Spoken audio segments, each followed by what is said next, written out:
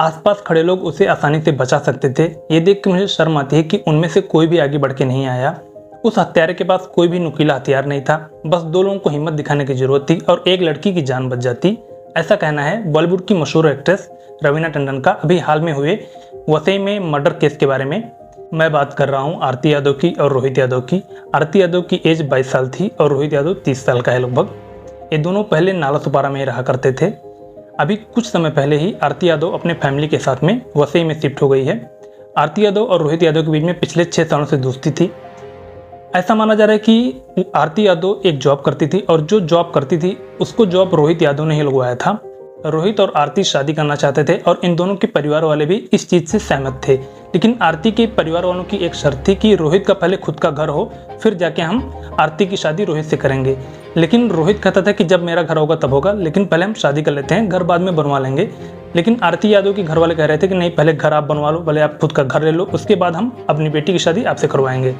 इस बात से रोहित यादव बहुत चिढ़ता था और कई बार झगड़े भी कर चुका था। एक दिन रोहित आरती के घर आता है और उससे कहता है कि उसकी बहन उसकी शादी किसी और से करवाना चाहती है।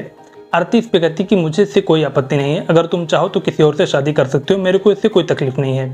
जब आरती ये बात बोलती है तो रोहित को बहुत गुस्सा आता है और उसको शक हो जाता है कि आरती का किसी और से अफेयर चल रहा है जहाँ पे वो जॉब करती है, और फिर वो काफ़ी झगड़ा करता है और फिर वहाँ से चला जाता है। कुछ दिनों बाद रोहित आरती के घर अचानक आता है और वो देखता है कि आरती किसी और से फ़ोन पे बात कर रही होती है।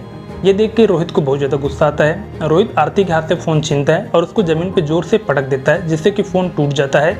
और फिर रोहित आरती के साथ में गाली गलौज करने लगता है, उसके साथ हाथापाई करता है और उसको धमकी देता है कि अगर तुमने किसी और से शादी करी मेरे अलावा तो मैं तुमको जान से मार दूंगा। फिर आरती और उसके परिवार वाले पुलिस स्टेशन जाते हैं और रोहित के खिलाफ कंप्लेन करते हैं। और फिर पुलिस रोहित को बुलाती है, उसको थोड़ा सा डांटती है और फिर समझा बुझा के छोड़ देती है, उसको वार्निंग देती है कि दोबारा ऐसा मत करना। और फिर पुलिस रोहित को छोड़ देती है।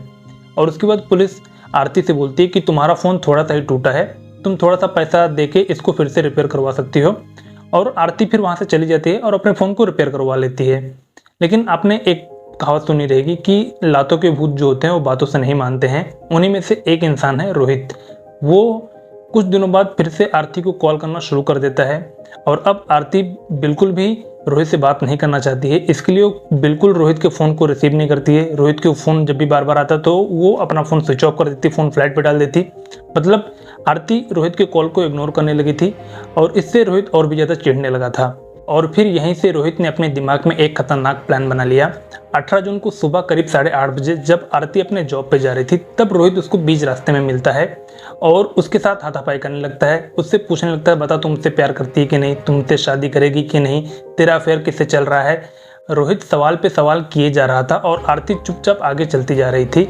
फिर रोहित अपने बैग से एक बड़ा सा पाना निकालता है जिसको हम रेंच भी बोलते हैं, और उस पाने से वो दौड़ के आरती के सर पे एक जोर से वार करता है। और जैसे ही आरती के सर पे पाना लगता है वो तुरंत ज़मीन पे गिर जाती है और फिर वो कुछ ही सेकंड में 5 से 6 बार आरती के चेहरे पे और सिर पे मारता है।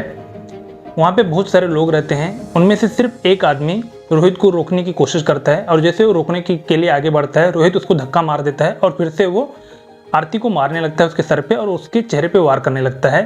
रोहित ने करीब 2 मिनट में 15 से 16 बार आरती के ऊपर वार किए, उसके चेहरे पे, उसके गर्दन पे, उसके सर के ऊपर 15 से 16 बार वार किए सिर्फ 2 मिनट के अंदर।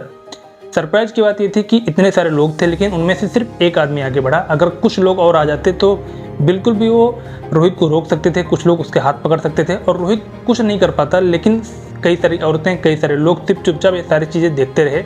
जैसे कि नॉर्मल क्रिकेट मैच चल रहा है वैसे ही चुपचाप ये लोग देखते रहे और कोई भी आरती को बचाने नहीं आया। ये काफ़ी शर्म की बात है।